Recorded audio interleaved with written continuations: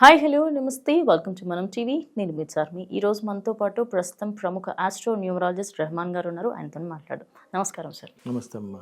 Sir, మీరు ఏ ఏ శాస్త్రాలను ఉపయోగిస్తారు సార్? నేను ఫస్ట్ ఆస్ట్రాలజీ చార్ట్ చూస్తానమ్మా. మన లైఫ్ 80 to 90% మన జాతక చక్రం ప్రకారమే జరిగిద్దమ్మా. ప్లస్ న్యూమరాలజీ ప్రకారం అసలు పేరు బాగుందా లేదా, పేరు బలం అంటారు. పేరు బాగుంటే లైఫ్ బాగుంటుంది, పేరు బాగోకపోతే లైఫ్ చాలా ఇబ్బందిగా ఉంటుంది. సో పేరు ఎలా ఉన్నది, అలానే చెయ్యి చూస్తాను. చెయ్యి చూసి కూడా అద్భుతమైన విషయాలు చెప్పచ్చు.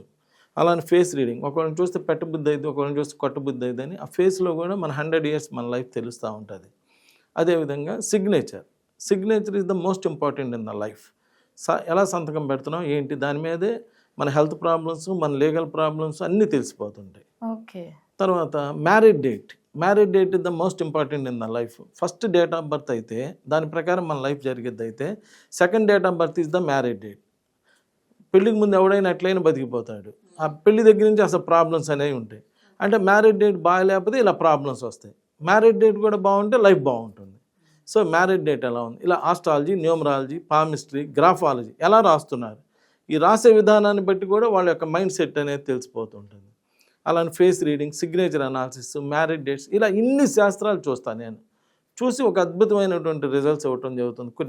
కొన్ని సంవత్సరాల నుంచి ఇలా ఎంతోమంది నా దగ్గరికి వచ్చి ఇలా అన్ని రకాలు చేయించుకొని ఇలా మేలు పొందటం అనేటువంటిది జరుగుతూ ఉన్నది. సార్, కొంతమందికి ఎంత ట్రై చేసినా వివాహం అవుతుంది, చాలా ఆలస్యంగా అవుతుంది. మరి అలాంటి వాళ్ళకి ఎలాంటి రెమెడీస్ ఉన్నాయి సార్? చాలామందికి అవుతుందిగా తొందరగానే, కొంతమందికి అవ్వటంలో. అంటే అర్థమైంది ఏదో ప్రాబ్లం ఉందని.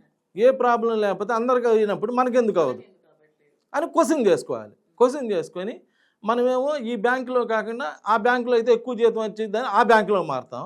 మళ్ళీ ఆ బ్యాంకులో నుంచి ఆ బ్యాంకులో అంటే మనకైతే ఎక్కువ జీతం రావాలి. కానీ ఎవరినన్నా వెళ్ళి కన్సల్ట్ అయ్యి 10 రూపాయలు ఇచ్చాయా, ఏంది నాకు ఇంత జీతం వస్తుంది కానీ నాకు పెళ్ళి అవ్వట్లేదు, 40 ఏళ్ళు వచ్చినా నా సంగతి ఏదో చూద్దామంటే మనసు ఒప్పదు. ఆ ఇద్దులే నీకు మాత్రం నువ్వు స్టెప్ ఎదగాలి, నీకు మిగిలిన విషయాల్లో కలవడు.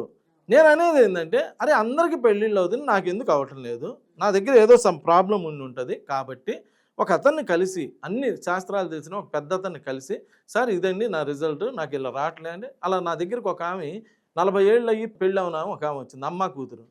చూడంగానే జాతక చక్రం ప్రకారం ఇప్పుడు పెళ్ళి అయిపోవాలి వెంటనే. నేను చెప్పా వారంలో పెళ్ళి అయిపోయిద్దని. 40 ఏళ్ళు ఉంది, వారంలో అయిద్దా అని చెప్పి వాళ్ళు కూడా నమ్మరు కదా, వెళ్ళిపోయారు. ఇప్పుడంతా బ్యాగులు ఇలా హ్యాండ్ బ్యాగ్సే కదా. వచ్చేవారు ఒక బ్యాగ్ తీసుకొని వస్తున్నారు. ఏంటమ్మా అంటే, సార్ మా పెళ్లి కుదిరిందండి, బట్టలు అండి అని చెప్పి ఇచ్చారు. ఇలా ఎంతమందికో నేను అనేది ఏంటంటే, ఇలా ఒకళ్ళకి ఇద్దరికి కాదు, ఎంతోమందికి. అసలు నువ్వు ప్రయత్నమే చేయటంలే కదా, నువ్వు అసలు నిజంగా ఇట్లా జరిగిద్దని ఎవరన్నా అడిగితే, ఎవరిదాన్ని మ్యారేజ్ అయింది ఏంటండి, ఇలా మ్యారేజ్ అయింది కదా, మీరు ఎవరన్నా కన్సల్ట్ అయ్యారా ఏంటి అని అడిగితే, అవునమ్మా నేను ఫలానా వాళ్ళని కన్సల్ట్ అయ్యాను, నన్నని కాదు ఎవరో ఒకళ్ళని కన్సల్ట్ అయ్యాను, అలా రెమెడీ ఇచ్చాడు, దాని ప్రకారం వివాహం అయిందని చెప్తే నువ్వు అది ఫాలో అవడానికి ఉంటుంది. అయ్యుద్దులే, నీరు పోసినోడు నారిపోయాడా, అంటే నీరు పోసినోడు నారిపోయాడా కాదమ్మా. ఆ భగవంతుడు బ్రహ్మరాత రాసినప్పుడు ఏం రాస్తాడంటే, నువ్వు ఇలా మ్యారేజ్ లేట్ అవుతుంటే ఫలానా ఆయన్ని కలిసినాక నీకు మ్యారేజ్ అవ్వాలని బ్రహ్మరాతలో రాశాడు. నువ్వు కలవకుండా కూర్చుంటే అవదు, నువ్వు ఎప్పుడైతే కలుస్తావో అప్పుడు అయ్యిద్ది. సో నువ్వు కూడా నీ పెళ్ళి కాబట్టి నువ్వు ప్రయత్నం చేయాల్సిందే. ఊనే ఇంట్లో కూర్చొని నాకు అన్నీ జరిగిపోవాలి అంటే కుదరదు. అందుకని ప్రతి వాళ్ళు ప్రయత్న లోపం లేనప్పుడు భగవంతుడు రిజల్ట్ ఇస్తాడు. నువ్వేమో అబ్బా వంకాయలే, ఆయన కలిస్తే అంటే పెళ్ళి అయిద్దా, ఈయన కలిస్తే పెళ్ళి, సరే అట్టాను ఉండు, నేనే వద్దంటలే కదా, అలానే అనుభవించండి.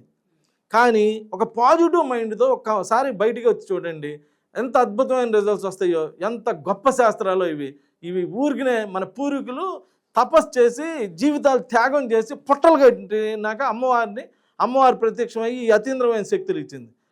వాళ్ళు ఆ జీవితాలు త్యాగం చేసింది మనం బాగుండాలని, నెక్స్ట్ జనరేషన్ బాగుండాలని వాళ్ళు చేస్తే, అది అట్టనా వంకాయలే, ఇట్టానా ఇది వంకాయలే అంటే ఇంకా వంకాయ ఎవడేం చేయగలమ్మా. సో ఇలా మ్యారేజ్ కానీ ఇబ్బంది పడుతున్న వాళ్ళు ఒక్కసారి నన్ను కలవండి. మళ్ళీ చెబుతానండి, ఒకవేళ అవ్వలేదనుకో పోతే ఫీజు పోయింది, ఇప్పుడు పెళ్ళి అవ్వాలా అప్పుడు అవ్వాలా, సరే ఒకవేళ కలిసి అయ్యింది అనుకో, లైఫ్ సెటిల్ అయిపోయిందిగా. Be positive. Thank you.